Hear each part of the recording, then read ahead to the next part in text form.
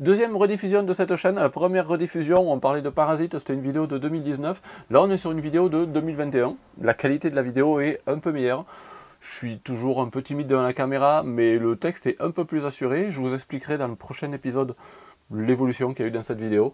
Je vous en dis pas plus pour l'instant.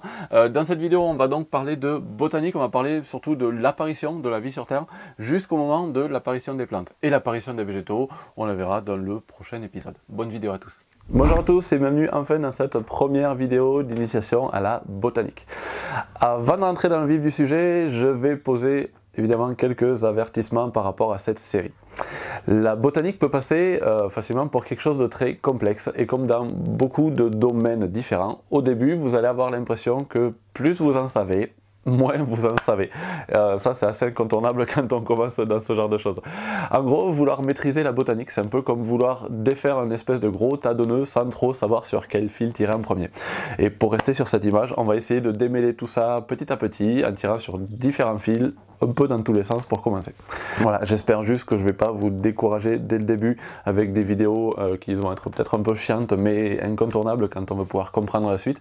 Donc on parlera un peu latin, grec, de temps en temps on fera un peu de biologie moléculaire, de physiologie végétale, etc. etc. Mais rassurez-vous, j'essaierai moi un peu par le biais d'images, d'animations, d'anecdotes amusantes, de rendre tout ça le plus ludique possible. Ce que j'aimerais c'est qu'à terme, parce qu'à la base c'est quand même pour ça que j'ai voulu commencer cette petite série, vous soyez capable chez vous de reconnaître les plantes qui vous entourent un peu plus facilement.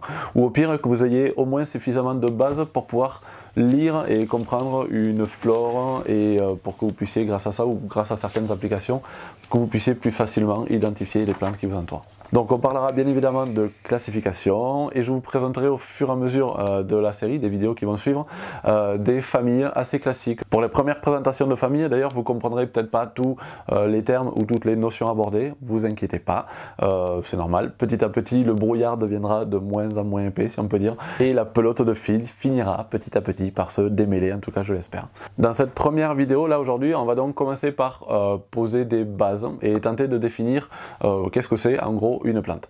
Et pour ça, on va retracer un peu toute l'histoire de la vie depuis ses origines et définir un petit peu la place des végétaux dans ce monde du vivant. Mais avant ça, on va s'amuser un peu, enfin, ou peut-être c'est plutôt moi qui vais m'amuser un peu. J'aime bien moi commencer mes cours de botanique par des petites questions que je vous ai posées là il y a quelques jours sur mes réseaux. C'est quoi une plante et c'est quoi en gros les différences entre les plantes et les animaux? Alors, je pense qu'avec vous, les abonnés, tout ça, je m'adresse à un public assez averti et j'ai vu énormément de, entre guillemets, bonnes réponses, si tant est qu'il y ait de bonnes réponses à ce genre de questions. Ce que je cherche à faire, ce que je vais chercher à faire, c'est vous montrer que la vie en général, les plantes et la botanique en particulier, c'est complexe, c'est bourré d'exceptions, ce que certains d'entre vous, évidemment, n'ont pas manqué de relever, et que souvent, un peu comme en permaculture, le ça dépend est de mise. L'autre chose que je cherche à faire, c'est vous faire toucher du doigt à quel point le monde végétal est passionnant. Alors ça c'est juste moi, mais j'aimerais vous faire toucher ça du doigt. C'est un monde incroyable et que son étude est depuis toujours pleine de surprises et de rebondissements. Donc allez, quelques révélations sur les réponses que vous m'avez données. Donc parmi les réponses que j'entends souvent à ces questions, c'est une plante c'est autotrophe. En gros, ça peut se nourrir de rien, d'eau et d'air, grâce à la photosynthèse. Et un animal, ça ne fait pas de photosynthèse. Alors, bien évidemment, comme toujours, il y a beaucoup d'exceptions à cette vision-là, même si c'est évidemment une bonne réponse, mais qu'il y a toujours des exceptions de tous les côtés. Que penser par exemple de ces plantes qui ne contiennent pas de chlorophylle, parce qu'elles sont parasites d'autres plantes qui font la photosynthèse pour elles, donc il y a des plantes qui ne contiennent pas de chlorophylle. Et pour le côté des animaux, il y a des coraux qui sont photosynthétiques, des coraux qui vivent en symbiose avec des algues, mais c'est un peu ce que font les plantes aussi en fait, on verra ça plus tard. Et que penser sinon de ces salamandres qui font de la photosynthèse, un animal qui est un peu plus proche de nous que les coraux. Et donc oui, il y a des salamandres qui vivent en symbiose avec des algues qui font la photosynthèse pour elles. Alors pour ceux qui seraient sceptiques, je vous mets un lien pour vers l'article de la revue Nature qui parle de ça. Vous pourrez aller voir de vous-même. Autre réponse, un animal ça bouge et une plante ça ne bouge pas. Bon, sauf si on filme les plantes et qu'on passe la vidéo en accéléré et que soudain on s'aperçoit que les plantes bougent pour aller chercher un support ou pour aller chercher de la lumière ou pour aller chercher de la nourriture. Ou alors même sans accélérer les vidéos, que penser de ces plantes sensitives qui referment pudiquement leurs feuilles dès qu'on les touche, ou la plante qui danse, qui se met à bouger dès qu'elle entend de la musique, ou de l'arbre qui marche. Si, il y a des arbres qui marchent. Celui-là donc il a fait un bon mètre, 1,50 m, entre sa position origine et la position actuelle du tronc principal. Effectivement, le palmier, la plante, peut se déplacer. Ça, c'est indéniable.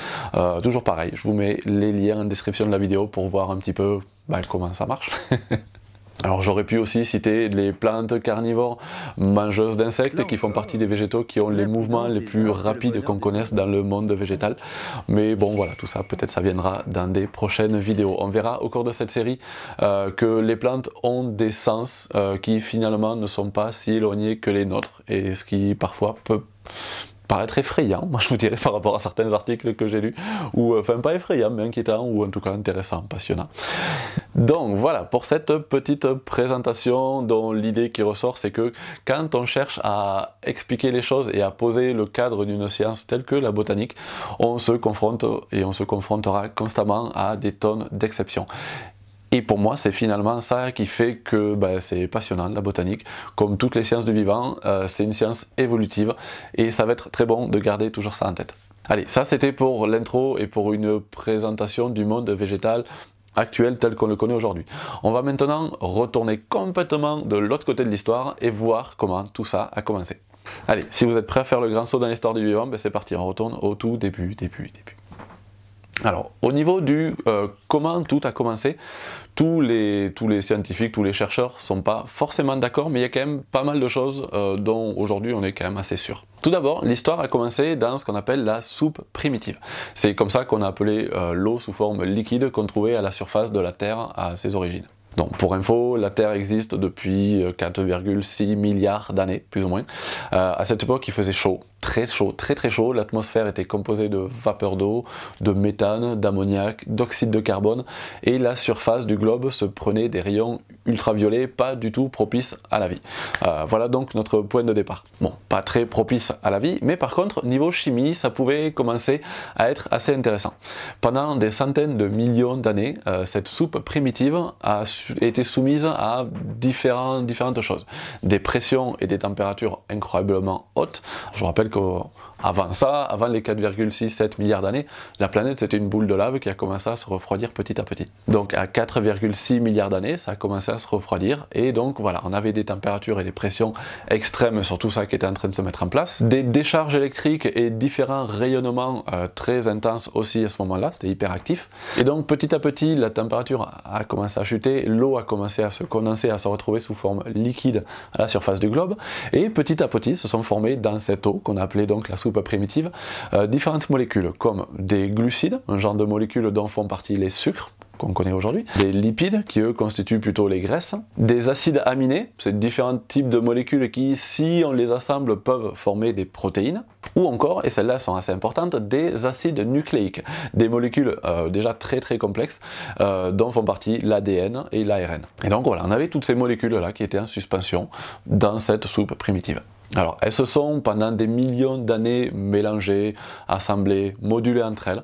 On sait bien qu'aujourd'hui, elles font partie, toutes ces molécules font partie de, enfin, c'est des constituants de tous les êtres vivants, mais à ce stade-là, c'est ce qu'on appelle de la chimie prébiotique. C'est pas encore de la vie, c'est juste des molécules qui sont en suspension dans l'eau.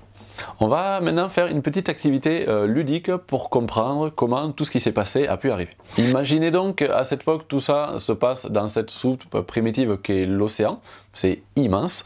Il y a toutes ces molécules qui s'amusent entre elles, elles s'assemblent et se mélangent quand elles se croisent.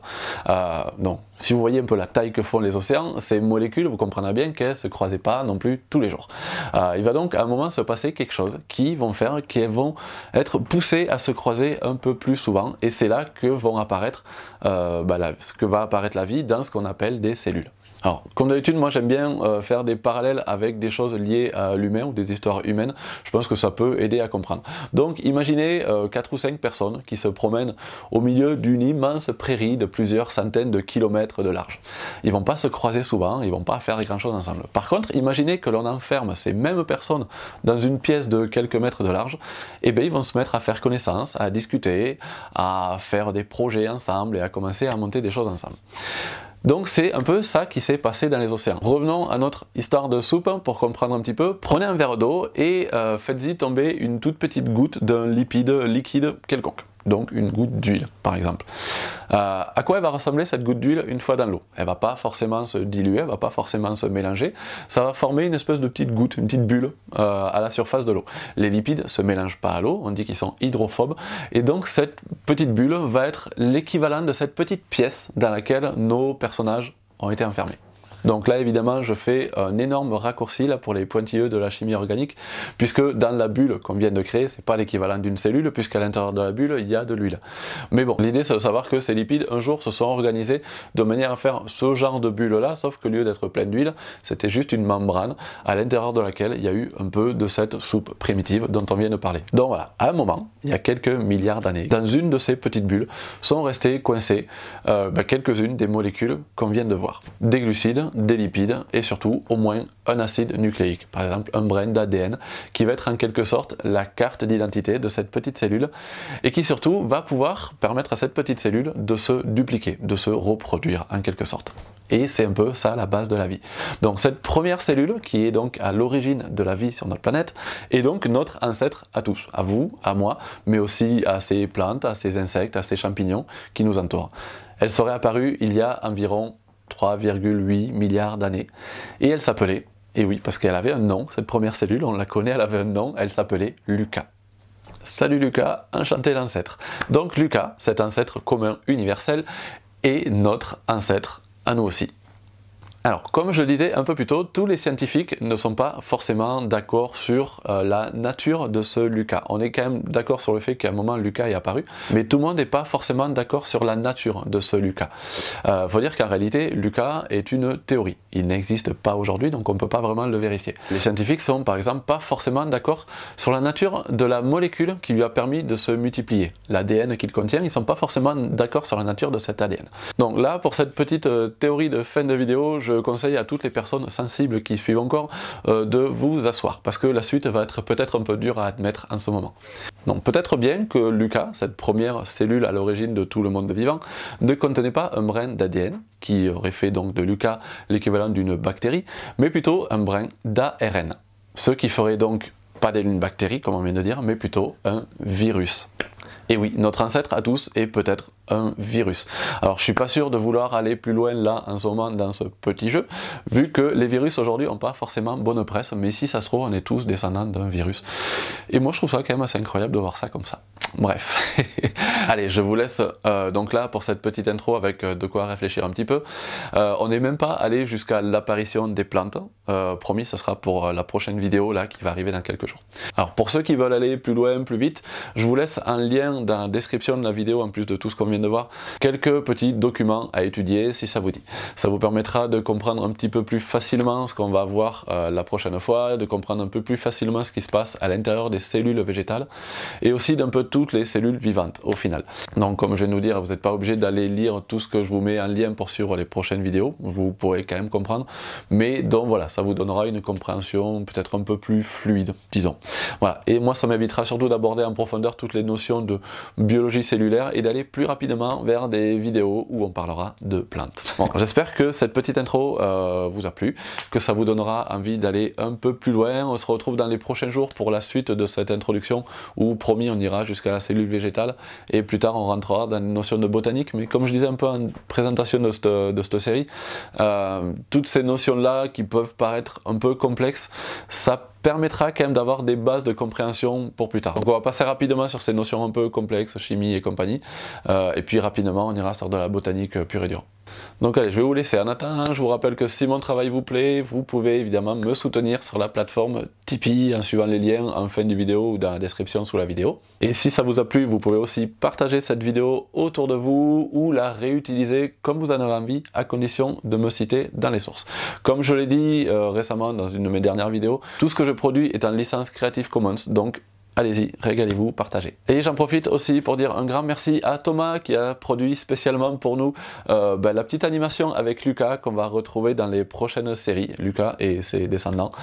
Donc merci beaucoup Thomas pour ton travail sur ces petites animations, c'est chouette. Et puis sinon, allez, les botanistes, je vous dis à très vite pour la suite. Salut!